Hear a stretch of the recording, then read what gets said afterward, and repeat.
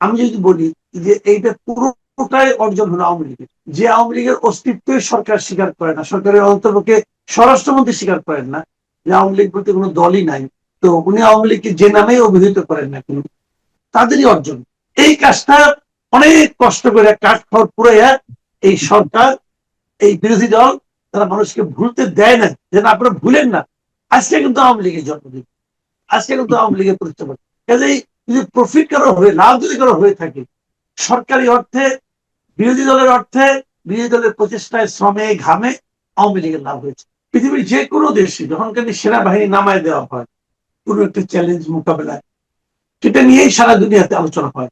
হয়তো তাৎক্ষণিকভাবে মিছিল মিটিং শুরু হয়ে যায় না, কিন্তু কিছু আলোচনা তো হয় যে কেন নামানো, ওরা হয়তো সতর্ক থাকবে যে ওই দেশে কি এমন ঘটলো যে সেনাবাহিনীকে নামতে হলো। যদি এই সরকার মনে করেন যে আমরা দেশের মানুষকে গণতন্ত্র, মানুষের যে গণতান্ত্রিক অধিকার, সেটাকে আমরা মানুষের সমুন্নত রাখার জন্য আমরা কাজ করছি, এবং তাদের জন্য এর চেয়ে বড় চপেটাঘাত আর কি হতে পারে।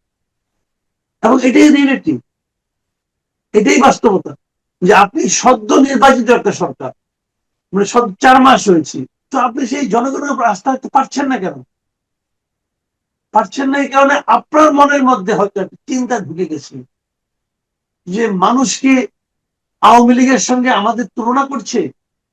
এই চিন্তা কিন্তু আপনার মনের মধ্যে ঢুকছে না ভাই, না ঢুকলে আপনি এটা করতেন না। এবং সেই তুলনায় কি আমরা পিছিয়ে পড়ছি?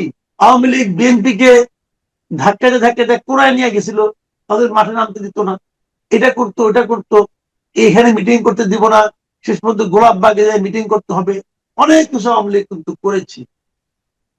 কিন্তু গোলাপবাগে তো মিটিংটা করতে দিয়েছে, আপনি তো তাকে মাঠেই নামতে দিচ্ছেন না, আপনি তো তাকে রাজপথেই নামতে দিচ্ছেন না, আপনি তাকে ঘরে বসে জয় বাংলা বলতে দিচ্ছেন না, তো লোকে একটু তুলনা করবে না? আওয়ামী লীগ ইলেকশনের নামে প্রহসন করতো, আওয়ামী লীগ তাদেরকে বলতো তোমরা ইলেকশনে আসো, তারা আসতো, আসার পর সব ভোট রাতের বেলা নিয়ে নিতে বাক্স তারা নিয়ে নিত, অন্যায় করতো। আপনি তো প্রতিবাদ করার সুযোগ পেতেন, আপনি এদেরকে কি করেছেন? আপনি যদি ইলেকশনই করতে দিচ্ছেন না, তুমি আসতেই পারবা না। এবং আগে তারপর কি নিষিদ্ধ। করছে, এই যে আসতে না পারার যে প্রতিবাদটা, প্রতিবাদে করতে দিবেন, ভাই মারবেন কিন্তু চিৎকার করতে দিবেন না।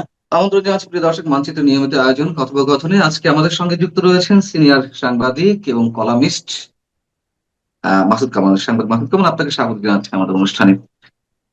আমি একটু প্রথমেই আপনার মূল্যায়নটা জানতে চাই যে 23শে জুন যা কিছু ঘটে গেল, আহ আওয়ামী লীগের উপস্থিতি নেই, তারপর একটা অজানা আতঙ্কে, অজানা আশঙ্কায়, যুদ্ধংদেহী একটি অবস্থা সরকারের, সেনাবাহিনী থেকে শুরু করে বিজিবি, পুলিশ, র্যাব, সবকিছু দিয়ে যে আয়োজন আসলে এর মধ্য দিয়ে, এবং একই সঙ্গে আওয়ামী লীগের প্রায় শতাধিক নেতা কর্মীদেরও আটক করা হয়েছে সারা দেশ থেকে, হয়তো কোথাও কোথাও ঝটিকা মিছিল বেরিয়েছিল আটকের মধ্যে।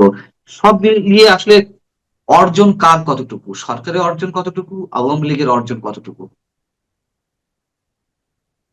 দেখেন, নানা রকম যুক্তি দেওয়া হবে পরবর্তী সময়ে, যে এটা কেন আর্মি নামানো দরকার ছিল, কেন এত পুলিশকে এখানে লাগানো দরকার ছিল, কেন এই মিছিলের দরকার ছিল, কেন সাংবাদিক পেটানোর দরকার ছিল, এগুলো অনেক রকম কথা হয়তো পরবর্তী সময় বলা হবে। কিন্তু এন্ড অফ দ্য ডে আমি যদি বলি যে এইটা পুরোটাই অর্জন হলো আওয়ামী লীগের, যে আওয়ামী লীগের অস্তিত্বই সরকার স্বীকার করে না, সরকারের অন্তর্পক্ষে স্বরাষ্ট্রমন্ত্রী স্বীকার করেন না যে আওয়ামী লীগ বলতে কোনো দলই নাই, তো উনি আওয়ামী লীগকে যে নামেই অভিহিত করেন না কেন, তাদেরই অর্জন। 23শে জুন আওয়ামী লীগের প্রতিষ্ঠা বার্ষিকী, লোকে আওয়ামী লীগকে চিনি, এতে কোনো সন্দেহ নেই। কিন্তু আওয়ামী লীগের প্রতিষ্ঠা বার্ষিকী 23শে জুন, সেটা 77তম, এটা বাংলাদেশের অনেক লোকই কিন্তু সেভাবে মনে রাখতো না, জানতো না। এত বছরের দল, তারপরে অনেকে জানতো না। কিন্তু আমি যেমন আমার নিজের অনেক সময় হয়তো ফ্যামিলির অনেকে গুরুত্বপূর্ণ ব্যক্তির জন্মদিন মনে রাখে, আমার নিজের জন্মদিনের কিন্তু অনেক সময় নিঃশব্দে পার হয়ে যায়, আমাকে হঠাৎ করে সবাই সারপ্রাইজ দেয় যে আজকে তোমার জন্মদিন, তুমি ভুলে গেছো কেন। এরকম ঘটনা মানুষের জীবনে হয়, মানুষের জীবনে যখন এরকম ক্রাইসিস আসে, জীবনযাপনের নানা রকম জটিলতা আসে, সংসার চালাইতে কষ্ট হয়, বাজার দর নিয়ে ক্লান্ত হয়, তখন মানুষের মনে নানা ধরনের কিন্তু ক্রাইসিস আসে এবং অনেক কিছু তারা ভুলে যায়। কিন্তু এবার বাংলাদেশের মানুষকে মনে রাখতে হয়েছে যে 23শে জুন আওয়ামী লীগের প্রতিষ্ঠা বার্ষিকী। এই কাজটা অনেক কষ্ট করে কাঠখড় পুড়াইয়া এই সরকার, এই বিরোধী দল, তারা মানুষকে ভুলতে দেয় না, যেন আপনারা ভুলেন না আজকে কিন্তু আওয়ামী লীগের জন্মদিন, আজকে কিন্তু আওয়ামী লীগের প্রতিষ্ঠা বার্ষিকী।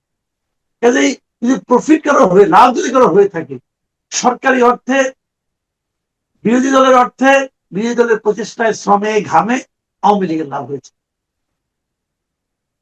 আর সরকারের জায়গাটি আপনি কিভাবে মূল্যায়ন করবেন? মানে যে অনেক বলছে মশা মারতে কামান দাগানো, বা আপনি যে বলেন যেখানে আওয়ামী লীগের অস্তিত্ব নেই তারাই বলছে সেখানে আবার এত আয়োজন। শুধু আমরা বুঝতে পারছি এটি রাজনৈতিক জায়গা থেকে হয়তো একটা আতঙ্কের জায়গা থেকে তারা এটি করেছে, কিন্তু অর্জন না হোক, তাদের বিসর্জনে কোনো জায়গা আছে কিনা? মানে বহির্বিশ্বে এক ধরনের খারাপ মেসেজ যাওয়া, বাংলাদেশে আইন শৃঙ্খলা রক্ষার জন্য এখনো ডক্টর ইউনূস যাওয়ার পরে 4 মাস পরেও সেনাবাহিনীকে কাজে লাগাতে হচ্ছে, অন্যান্য সব সংস্থা ফেল করেছে নিঃসন্দেহে, নইলে কেন সেনাবাহিনী নামানো হবে, এই ধরনের কোনো মেসেজ যাওয়ার ঝুঁকি আছে কিনা? ঝুঁকি তো অবশ্যই আছে। পৃথিবীর যে কোনো দেশে যখন কিন্তু সেনাবাহিনী নামায় দেওয়া হয় কোনো একটা চ্যালেঞ্জ মোকাবেলায়, সেটা নিয়েই সারা দুনিয়াতে আলোচনা হয়। হয়তো তাৎক্ষণিকভাবে মিছিল মিটিং শুরু হয়ে যায় না, কিন্তু কিছু আলোচনা তো হয় যে কেন নামানো। ওরা হয়তো সতর্ক থাকবে যে ওই দেশে কি এমন ঘটলো যে সেনাবাহিনীকে নামতে হলো। এখন যখন ওই কি ঘটলো ওইটা নিয়ে যখন আলোচনা হয়, তখন দেখা যায় যে আসলে তারা কিন্তু একটা লস করছে। তো সেরকম ঘটনা ঘটে।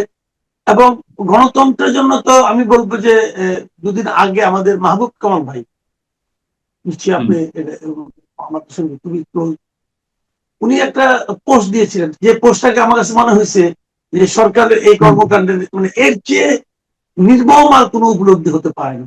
উনি কি লিখেছিলেন নিশ্চয়ই আপনার মনে আছে, যে নির্বাচিত সরকার যখন সেনাবাহিনীকে মাঠে নামায়, গণতন্ত্র তখন নিজের সতীত্ব নিয়ে চিন্তিত হয়ে পড়ে। তো যদি সরকার নিজেকে গণতান্ত্রিক মনে করেন, যদি সরকার মনে করেন যে আমরা দেশের মানুষকে গণতন্ত্র, মানুষের যে গণতান্ত্রিক অধিকার, সেটাকে আমরা মানুষের সমুন্নত রাখার জন্য আমরা কাজ করছি, এবং তাদের জন্য এর চেয়ে বড় চপেটাঘাত আর কি হতে পারে। এবং এটাই রিয়েলিটি, এটাই বাস্তবতা, যে আপনি সদ্য নির্বাচিত একটা সরকার, মানে 4 মাস হয়েছে, তো আপনি তো জনগণের বলে বলিয়ান হবেন। আপনি যা কিছু করবেন জনগণ আপনার সঙ্গে থাকবে। আপনি আওয়ামী লীগকে মাঠে নামতে দেবেন না, জনগণ আপনাকে সঙ্গে হবে। তো আপনি সেই জনগণের উপর আস্থা রাখতে পারছেন না কেন? পারছেন না এই কারণে আপনার মনের মধ্যে হয়তো একটা চিন্তা ঢুকে গেছে যে মানুষকে আওয়ামী লীগের সঙ্গে আমাদের তুলনা করছে। এই চিন্তা কিন্তু আপনার মনের মধ্যে ঢুকছে না ভাই, না ঢুকলে আপনি এটা করতেন না। এবং সেই তুলনায় কি আমরা পিছিয়ে পড়ছি? আপনি তুলনা করছেন, এবং তুলনা করে আপনি কিন্তু কোনো স্বস্তি পাচ্ছেন না।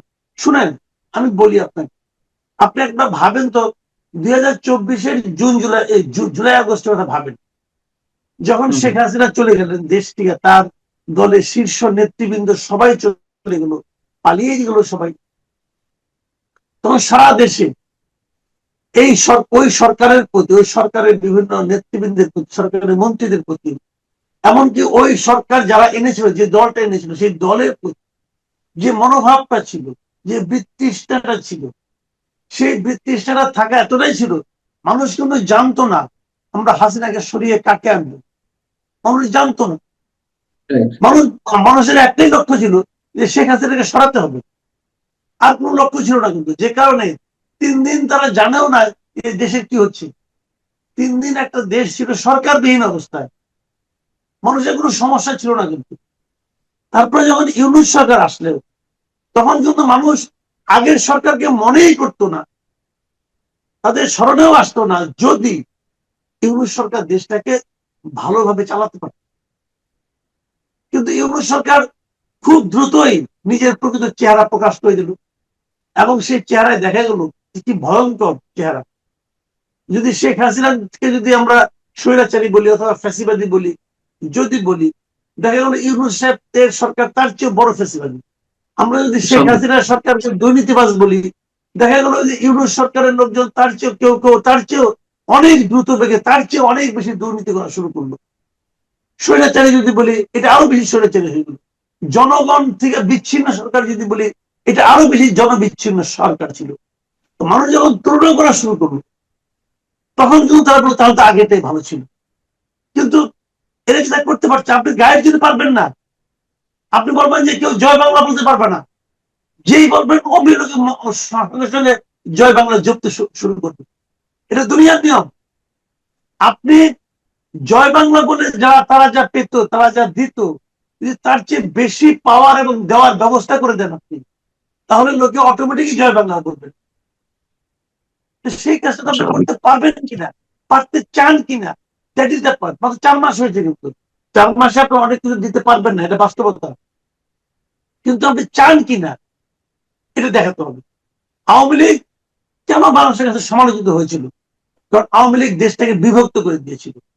আওয়ামী লীগ বিভক্তির রাজনীতি শুরু করেছিল। আওয়ামী লীগ মানে একটা রাজনৈতিক দলকে ঢেকে দেওয়ার রাজনীতি শুরু করেছিল। এবং আওয়ামী লীগ জামাতকে মাঠে নামতে দিত না। আওয়ামী লীগ বিএনপিকে ধাক্কাতে ধাক্কাতে কোরায় নিয়ে গেছিল, তাদের মাঠে নামতে দিত না। এটা করতো, ওটা করতো, এখানে মিটিং করতে দিব না, শেষ পর্যন্ত গোলাপবাগে যায় মিটিং করতে হবে। অনেক কিছু আওয়ামী লীগ কিন্তু করেছি, কিন্তু গোলাপবাগে তো মিটিংটা করতে দিয়েছি। আপনি তো তাকে মাঠেই নামতে দিচ্ছেন না, আপনি তো তাকে রাজপথেই নামতে দিচ্ছেন না, আপনি তাকে ঘরে বসে জয় বাংলা বলতে দিচ্ছেন না। তো লোকে তুলনা করবে না? আওয়ামী লীগ ইলেকশনের নামে প্রহসন করতো। আওয়ামী লীগ তাদেরকে বলতো তোমরা ইলেকশনে আসো, তারা আসতো, আসার পর সব ভোট রাতের বেলা নিজেদের বাক্স তারা নিয়ে নিত, অন্যায় করতো। আপনি তো প্রতিবাদ করার সুযোগ পেতেন, আপনি এদেরকে কি করেছেন? আপনি যদি ইলেকশন করতে দিচ্ছেন না, তুমি আসতেই পারবা না। এবং তারপর কি করছে, এই যে আসতে না পারার যে প্রতিবাদটা, প্রতিবাদে করতে দিবেন, ভাই মারবেন কিন্তু চিৎকার করতে দিবেন না। তো মানুষ এটা চিন্তা করবে না, মানুষ এটা তুলনা করবে না, মানুষ তুলনা করবে। দেখেন, আওয়ামী লীগ নিষিদ্ধ করাতে লাভ হচ্ছে জামাত এবং এনসিপির, আর কারো না। আওয়ামী লীগ নিষিদ্ধ করাতে, আওয়ামী লীগকে মাঠে নামতে না দেওয়াতে লাভ হচ্ছে জামাত এবং এনসিপির, কিন্তু দায় যে চাপছে বিএনপির উপর। বিএনপির মাথায় এইটুকু বুদ্ধি আছে কিনা আমি জানি না, এটা বিএনপিকে চিন্তা করতে হবে। আওয়ামী লীগ নিষিদ্ধ হলে পরে আওয়ামী লীগ যদি রাজপথে নামতে না পারে, যেমন গত ইলেকশনে যে আওয়ামী লীগ যদি ইলেকশনে থাকতো, তাও বিএনপি ক্ষমতায় আসতো, তাও বিএনপি ক্ষমতা আসতো, কিন্তু লস হতো কার? এনসিপি এবং জামাতের। তখন তো জামাত এত আসন পাইতো, কিন্তু লাভ হয়েছে যে জামাত এবং এনসিপি। দায় চাপছে কার উপর? বিএনপির উপর। এখন এই জিনিসটা বিএনপি কিভাবে বুঝে আমি জানি না, আমি জানি না। সমস্যা ওটাই যে আওয়ামী লীগের তারা জানবে ভালো। যে আমরা যে কথাগুলো বলেছি সেইগুলো মানে আমরা তো সহজ সরল ভাবে বলেছি, হ্যাঁ, আমরা তো তাদের মতো বোদ্ধা নই, কিন্তু আমাদের কথার 10% যদি শুনতো, নিশ্চয়ই আওয়ামী লীগকে এইভাবে সম্ভবত করুণ ভয় বিদায় নিতে হতো না। ঠিক এই সরকারের সময় নিশ্চয়ই এই কথাগুলো একসময় প্রযোজ্য হবে, তারা হয়তো বুঝবে, আমরা জানি না যে নিশ্চয়ই তারা এত বুঝে কি করে। যাই হোক, আপনি যেটা বলছেন যে আপনি যে তুলনাগুলো দিচ্ছেন একেবারে সহজ সরল অঙ্কের জায়গা থেকে, সেই জায়গা থেকে তো আমরা একটি বিষয় দেখলাম কালকে সাংবাদিক নির্যাতনের কথা বলছিলেন, যে আওয়ামী লীগের সময় সুযোগ দেওয়া হয়েছে, শেষমেশ মিটিংটা করতে পেরেছে, অনেক হয়তো গ্রেপ্তার করেছে বা নাজেহাল করেছে, কিন্তু শুরু থেকেই তো এই কাজগুলো ঘটেনি যে 3 মাস 4 মাসের মাথায় আরেকটি দলের মাধ্যমে সাংবাদিকরা গড়ে পড়তায় আক্রমণের শিকার হচ্ছেন। সেখান থেকে আবার সেই দিক থেকে আবার সরকারের কোনো বক্তব্য নেই, সরকার নিশ্চুপ। আবার পুলিশ বলছে ওইখানে দাঁড়িয়ে, যখন তাদেরকে অ্যাকশনে যেতে বলা হচ্ছিল, পুলিশ বলছে যে আমাদের অনুমতি নেই, অনুমতি ছাড়া আমরা করতে পারবো না। এটিও বা কিসের সিমটম? আমরা যে ফ্যাসিবাদের কথা বলছি, যে স্বৈরাচারিত্বের কথা বলছি, এক নায়কত্বের কথা বলছি, এটি কিসের সিমটম? সাংবাদিকদের যে প্রভাব গ্রহণ, দেখেন ওই সাংবাদিক কিন্তু মারা যায়নি, খেয়াল করেন, সে মারা যায় নাই, তার একটা অঙ্গহানি হয় নাই, উনি শারীরিক ভাবে একটু প্রহিত হয়েছেন, এবং এটাকে নির্দেশ যেগুলো আপনি বলতে পারেন, তবে দেখলাম পরে কথাবার্তা বলতেছেন, সবই ঠিক আছে। এটাকে হয়তো তাৎক্ষণিক ভাবে এটাকে বড় কোনো ক্ষতি না, কিন্তু এটার যে একটা দীর্ঘমেয়াদী প্রতিক্রিয়া, এটা যে একটা দীর্ঘমেয়াদী প্রভাব, সেটা কিন্তু বিশাল। সেই বিষয়টা এরকম ভাবে যে এরা প্রমাণ করেছে যে সাংবাদিকদের পেটানো যায়, এরা প্রমাণ করেছে গণমাধ্যমকে এইভাবে নিয়ন্ত্রণ করা যায়।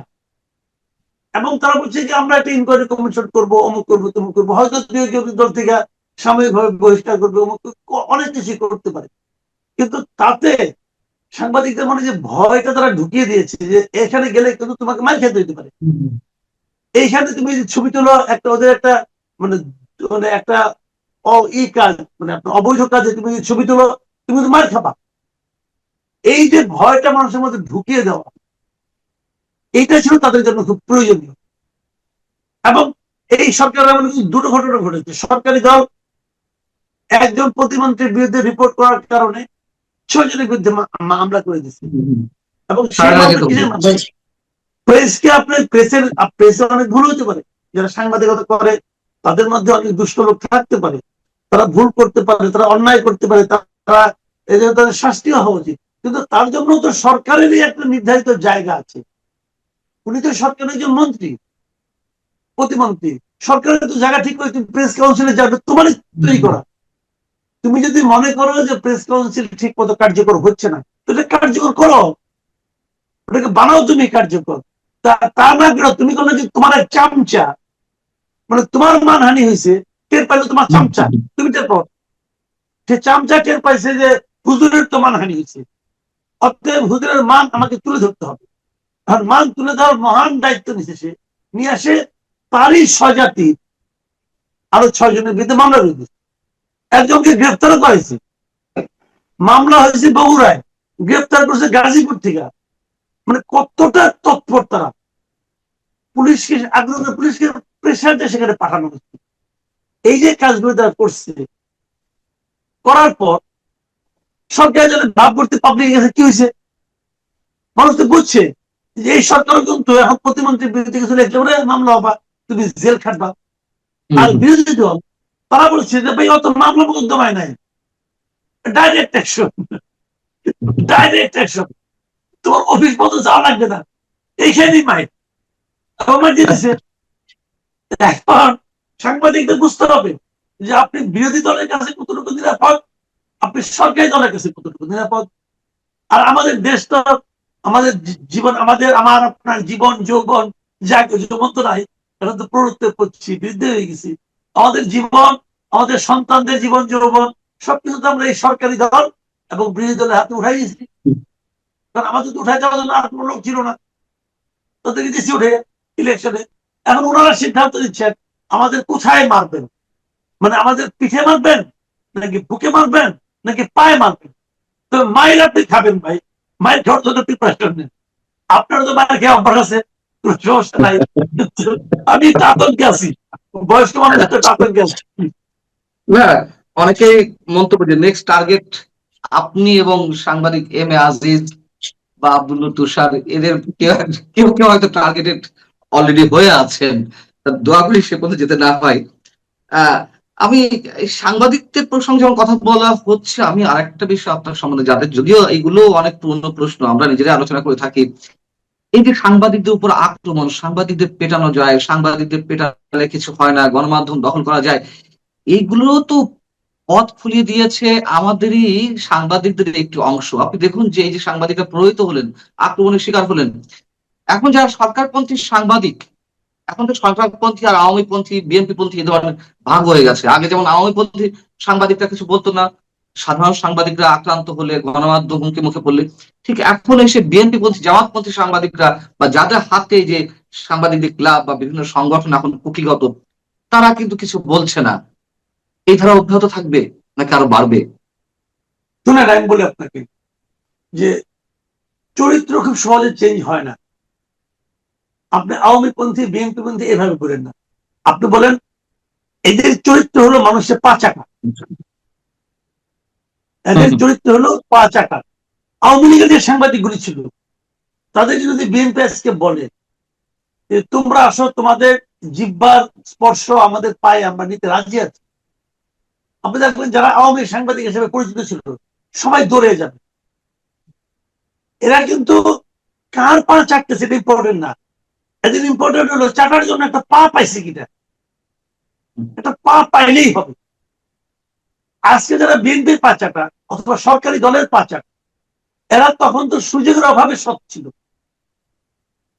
তাহলে তারা তো ওই কম্পিটিশনের মানে ধাক্কা ধাক্কি ভিতরে ঢুকতে পারছিল না, চান্স পাইলে ঢুকতো। এদের সবাইকে আমাদের চেনা হয়ে গেছে, এদেরকে আমরা চিনি না।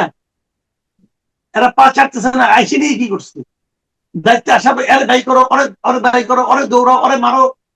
ওই পত্রিকা ও সম্পাদক কেন থাকবে, আমি সম্পাদক হবো। আরে বেটা, তুই নিজের দিকে তাকিয়ে দেখ তোর সম্পাদক হওয়ার যোগ্যতা আছে কিনা, ওইটাই দেখ। কি হয়েছে, পত্রিকাগুলি কি চেহারা চেঞ্জ হয়ে গেছে? 80% মিডিয়ার শীর্ষ পর্যায়ের মানে আপনার যারা ছিল তাদেরকে তারা চেঞ্জ করছে। যারা আসছে তারা কি মিডিয়া কি চেঞ্জ করে ফেলেছে? মিডিয়া এখন, আগে মিডিয়া সরকারের কথা বলতো, এখন মিডিয়া গণমানুষের কথা বলে কথা একই জিনিস। মালিক পক্ষ কি করে? মালিক দেখে আমার ব্যবসা আছে 2 নম্বরই আছে, আমার এই 2 নম্বরীকে অব্যাহত রাখার জন্য আমার মিডিয়া দরকার। মালিক বলবে তুমি এতদিন আমার প্রশাসন আওয়ামী লীগ সরকার ছিল, তখন তো মালিক আওয়ামী লীগের সঙ্গে ছিল। এই যে মোজাম্মেল বাবু বলেন অথবা শ্যামল দত্ত বলেন অথবা ফারজানা রূপা বলেন, তারা যারা জাগ করছে, আপনি পাবলিকের কাছে যাক, পাবলিক এখনো তাদের থুথু করবে, এখনো করবে। কিন্তু কোশ্চেনটা হলো কি, তবুও তো তারা এই কাজটাকে, তাদের মধ্যে তো তাদের মেধা ছিল, তারা মেধাটাকে মানে দুষ্টভাবে প্রয়োগ করতো। কিন্তু আমার ইন্টারেস্টিং লাগে জানেন, এখন অনেককে দেখি তাদের মেধাও নাই, তারাও যায় না শিশু চেয়ারে বসে আছে। সাম্প্রতিক সময়ে পুলিশি হেফাজতে, কারা হেফাজতে একের পর এক মৃত্যুর খবর আমরা পাচ্ছি। কেউ কেউ নির্যাতনের কথা বলছেন, এটা ডক্টর ইউনূস সরকারের সময় থেকে আরো বেড়েছে, এখনো সে ধারা অব্যাহত আছে। গত 2-1 দিনের ব্যবধানে, যেমন আজই একজন মারা গেল চট্টগ্রামের কেন্দ্রীয় কারাগারে, গ্রেপ্তারে একদিন পরে সাতকানিয়া উপজেলার ঢেমসা ইউনিয়ন যুবলীগের যুগ্ম আহ্বায়ক নুরুল আলম, তিনি একদিন আগে গ্রেপ্তার হয়েছেন, বুধবার সকালে মারা গেছেন। আবার যে 2 দিন আগে ফরিদপুরের মধুখালী উপজেলার ছাত্রলীগের একজন নেতা বা কর্মী আহ মির্জা ইশতিয়াক, তার কাছে মাদক পাওয়া গেছে, এই অভিযোগে আটক করা হলো, তার মায়ের সামনে মারধর করা হলো, আটক করে নিয়ে যাওয়া হলো, পরদিন সকালে শুনলো যে মারা গেছে। কি ঘটছে আসলে? ঘটনা আমি বলি আপনাকে, আমি এই মধুখালী ঘটনাটা দিয়ে বলি। এই যে তাকে মারা হয়েছে, এই ব্যাপারে আমি দেখলাম যে বিএনপির একজন নেতা কিন্তু একটা পোস্ট দিয়েছেন। আমার কাছে খুব ভালো লাগছে বিএনপি নেতার বক্তব্যটা। এই ছেলেটা তো বিএনপি করবে না। উনি একটা কথা বলেছেন এখানে, একটা দারুণ কথা, যে পুলিশের চরিত্র কিন্তু চেঞ্জ হয় নাই। আওয়ামী লীগ আমলে এটাই হতো, এখনো এটাই হচ্ছে। কারণটা কি বলেন তো? আওয়ামী লীগ আমলে এটা হতো, আওয়ামী লীগ আমলে এই পুলিশ যে নিয়ে আওয়ামী বিরোধী যারা রাজনীতি করতো তাদেরকে টর্চার করতো, করতে করতে মেরে ফেলতো। আওয়ামী লীগ খুশি হতো, বলতো বাহ ভালো কাজ করতো, একটা শত্রু কমলো। ঠিক আছে, এখন যে পুলিশটাকে মারছে, এই পুলিশের রিক্রুটমেন্ট কি বিএনপি আমল হয়েছে? এই পুলিশের রিক্রুটমেন্ট কি ইউনূস আমলে হয়েছে? এই পুলিশের রিক্রুটমেন্ট কিন্তু আওয়ামী লীগ আমলে হয়েছে। এটাই কিন্তু আওয়ামী লীগের আওয়ামী পুলিশ ছিল। এই পুলিশটাই আওয়ামী আমলে আওয়ামী লীগের খুব একদম গুরুত্বপূর্ণ পুলিশ ছিল। এখন সে আওয়ামী লীগের পোলাপানকে মাইরা, ছাত্রলীগের পোলাপানকে মাইরা বিএনপির কাছে গুরুত্বপূর্ণ হতে চাচ্ছে। বিএনপিকে বলতে চাচ্ছে যে আমি কিন্তু আসলে বিএনপি। তো তুমি যদি আসলে বিএনপি হও, তুমি এতদিন বিএনপি পিটাইছো কেন? এবং বিএনপি, এই সরকার এটা বিশ্বাস করতেছে, হ্যাঁ তাই তো তুমি আসলে বিএনপি। তাহলে ঘটনাটা ওই জায়গাটা, ওই যে বললাম না যে সাংবাদিকরা কিন্তু চান্স পাইলে পরে আগের আওয়ামী সাংবাদিকরা কিন্তু বিএনপি সাংবাদিক হয়ে যাবে, 2 মিনিট লাগবে না। এখানে কিন্তু আপনার ক্যারেক্টারটা আওয়ামী লীগ বিএনপির না রে ভাই। ক্যারেক্টারটা হলো যে আমি অমানুষ হব, আমি বিবেক বর্জিত নীতিহীন একজন ব্যক্তিতে পরিণত হয়ে আছি, প্রকাশের সুযোগ চাই। আমি অলরেডি একজন বিবেক বর্জিত নীতিহীন মানুষে পরিণত হয়েছে, আমি নিজের ভেতর থেকে এই কাজটা অলরেডি করে ফেলাইছি ভাই। এখন আমাকে দয়া করে প্রকাশের সুযোগটা দেন। আপনি সরকার আছেন, আপনি আমাকে সুযোগ দিয়ে দেখেন আপনার জন্য আমি কি করি। এটা সমস্ত পেশায় হয়েছে। আজকে যারা সচিব ভাই, আজকে যে সমস্ত সচিবরা বিএনপির পারপাস সার্ভ করতেছে বলে দাবি করতেছে। এগুলো কি আগে পাবলিক ছিল? 2 বছর আগে তো 2 বছর আগে জয়েন্ট সেক্রেটারি ছিল। আওয়ামী লীগ আমলে একরকম জয়েন্ট সেক্রেটারি হয়েছে, আওয়ামী লীগের কথা না বলে হয়েছে? আপনি আমাকে বলেন না ভাই, পারছে? আওয়ামী লীগকে তো আমরা বলছি তার সর্বক্ষেত্রে দলীয়করণ করছে, তো দলীয়করণ না হলে হলো কমকে, তাহলে সে তো বিএনপির লোক, সে আওয়ামী লীগের লোক। এখন আওয়ামী লীগের লোককে আপনি বিএনপি করে নিতেছেন, কারণ ও বলতেছে যে আমি তো আসলে আপনার লোক, আপনাকে বিশ্বাস করতেছে। তো আমার লোক আপনার লোক, এটা যখন আপনি বানাবেন তখন আগে যেমন গুপ্ত ছিল আপনার কাছে ওরকম গুপ্ত হয়ে আসছে, এবং গুপ্ত হয়ে সে তার নিজের পারপাস সার্ভ করবে। সে আপনার পারপাসও সার্ভ করবে না, আগের পারপাসও সার্ভ করবে না। কাজে এটা তখন হবে যখন আপনি পেশাদার পুলিশ তৈরি করতে পারবেন, যখন আপনি পেশাদার সাংবাদিক তৈরি করতে পারবেন, যখন আপনি পেশাদার আমলা তৈরি করতে পারবেন। এটা করার প্রধান পদ্ধতি কি? প্রধান পদ্ধতি হলো আপনি এখন থেকে তাদেরকে দলীয় ভাবে ব্যবহার করেন না। যে দলীয় ভাবে ব্যবহৃত হতে চায় তাকে দূরে সরাই দেন, কেবল তাহলেই সম্ভব, না হলে সম্ভব না।